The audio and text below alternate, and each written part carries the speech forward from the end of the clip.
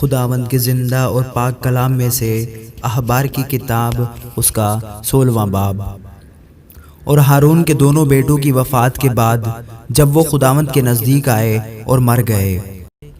خداوند موسیٰ سے ہم کلام ہوا اور خداوند نے موسیٰ سے کہا، اپنے بھائی ہارون سے کہہ کہ وہ ہر وقت پردہ کے اندر کے پاک ترین مقام میں سرپوشی کے پاس جو صندوق کے اوپر ہے نہ آیا کرے، تاکہ وہ مر نہ جائے، کیونکہ میں سرپوش پر ابر میں دکھائی دوں گا۔ اور ہارون پاک ترین مقام میں اس طرح آئے کہ خطا کی قربانی کے لیے ایک بچڑا اور سوختنی قربانی کے لیے ایک مینڈا لائے،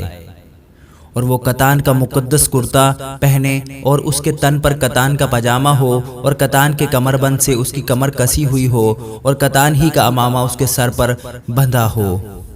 یہ مقدس لباس ہیں اور وہ ان کو پانی سے نہا کر پہنے۔ اور بنی اسرائیل کی جماعت سے خطا کی قربانی کے لیے 2 بکرے اور سوختنی قربانی کے لیے 1 مینڈا لے، اور ہارون خطا کی قربانی کے بچڑے کو جو اس کی طرف سے ہے گزران کر اپنے اور اپنے گھر کے لیے کفارہ دے۔ پھر ان دونوں بکروں کو لے کر ان کو خیمہ اجتماع کے دروازے پر خداوند کے حضور کھڑا کرے، اور ہارون ان دونوں بکروں پر چٹھیاں ڈالے، ایک چٹھی خداوند کے لیے اور دوسری عزازیل کے لیے ہو۔ اور جب بکرے پر خداوند کے نام کی چٹھی نکلے، اسے ہارون لے کر خطا کی قربانی کے لیے چڑھائے، لیکن جب بکرے پر عزازیل کے نام کی چٹھی نکلے، وہ خداوند کے حضور زندہ کھڑا کیا جائے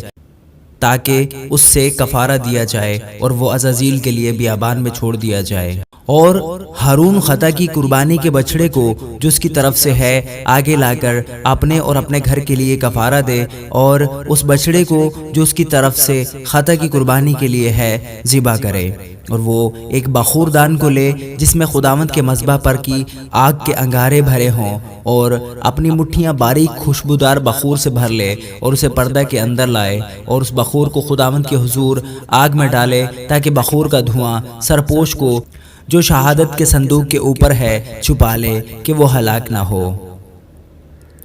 پھر وہ اس بچڑے کا کچھ خون لے کر اسے اپنی انگلی سے مشرق کی طرف سرپوش کے اوپر چھڑکے، اور سرپوش کے آگے بھی کچھ خون اپنی انگلی سے 7 بار چھڑکے۔ پھر وہ خطا کی قربانی کے لیے اس بکرے کو ذبح کرے جو جماعت کی طرف سے ہے، اور اس کے خون کو پردہ کے اندر لا کر جو کچھ اس میں بچڑے کے خون سے کیا تھا وہی اس سے بھی کرے، اور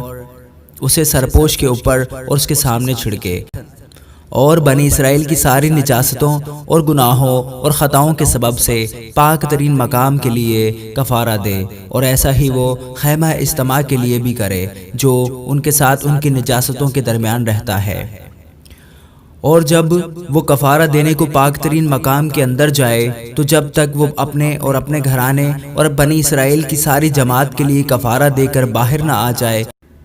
اس وقت تک کوئی آدمی خیمہ اجتماع کے اندر نہ رہے۔ پھر وہ نکل کر اس مذبح کے پاس جو خداوند کے حضور ہے جائے، اور اس کے لیے کفارہ دے، اور اس بچڑے اور بکرے کا تھوڑا تھوڑا سا خون لے کر مذبح کے سینگوں پر گردا گرد لگائے،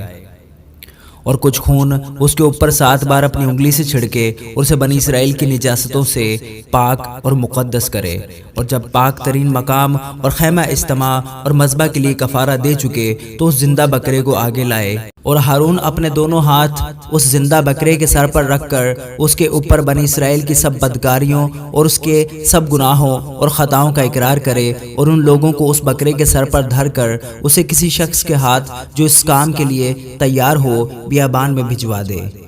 اور وہ بکرا ان کی سب بدکاریاں اپنے اوپر لادے ہوئے کسی ویرانہ میں لے جائے گا، سو وہ اس بکرے کو بیابان میں چھوڑ دے۔ پھر ہارون خیمہ اجتماع میں آ کر کتان کے سارے لباس کو جسے اس نے پاک ترین مقام میں جاتے وقت پہنا تھا اتارے، اور اس کو وہیں رہنے دے۔ پھر وہ اسی پاک جگہ میں